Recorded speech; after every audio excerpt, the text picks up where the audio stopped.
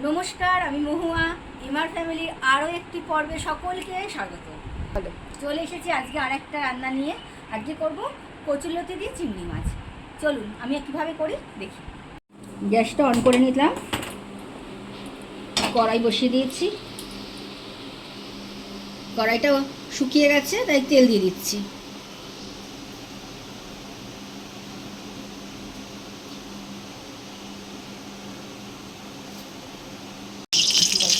তেলটা গরম হয়ে গেছে, এবার এতে দিয়ে দেবো অল্প সামান্য কুচিয়ে রাখা রসুন, আর দেবো একটা বড় সাইজের পেঁয়াজ কুচি।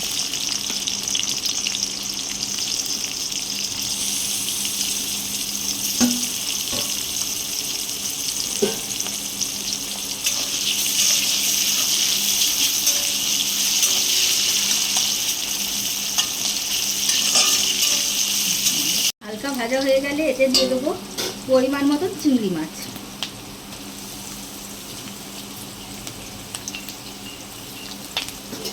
চিংড়ি মাছটা একটু ভেজে নেব। চিংড়ি মাছটা আমি আগে থেকেই লবণ হলুদ মাখিয়ে রেখেছিলাম।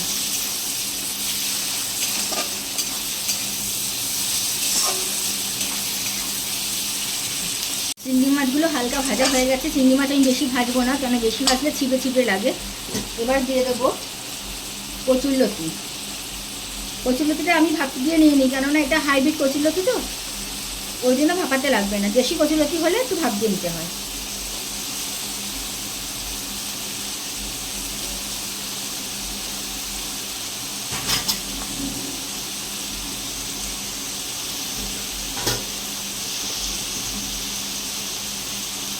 দিয়ে দিলাম সামান্য লবণ,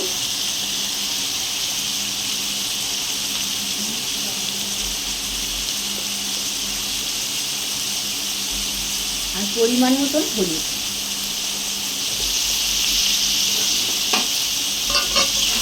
এবার এটাকে ভালো করে মিশিয়ে নেব।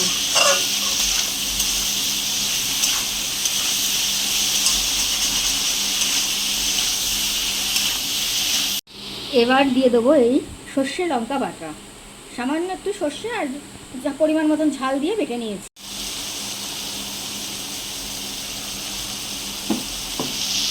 এবার মশলার বাটি ধুয়ে জলটা দিয়ে দিলাম।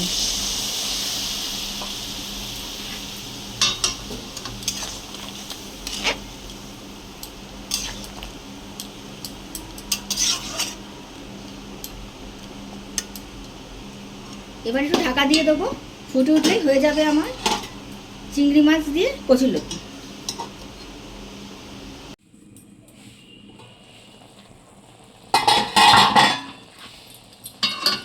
কড়াইটা খুলেছি, এই রকম অবস্থায় শুকনো শুকনো হবে, একদম শুকনো। আমার কচুরলতিগুলো সব সিদ্ধ হয়ে গেছে।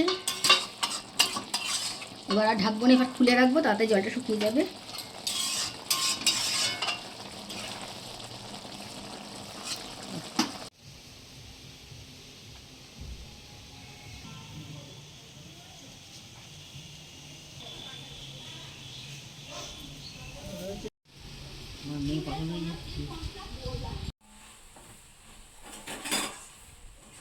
এই দেখুন, ঠিক এইরকমই শুকনো শুকনো হবে। আমার রান্নাটা প্রায় হয়ে গেছে, এবার আমি নামিয়ে দেবো। আমার এই রান্নাটা যদি আপনাদের ভালো লাগে, প্লিজ আমাকে লাইক করবেন, কমেন্ট করবেন আর সাবস্ক্রাইব করে আমার পাশে থাকবেন।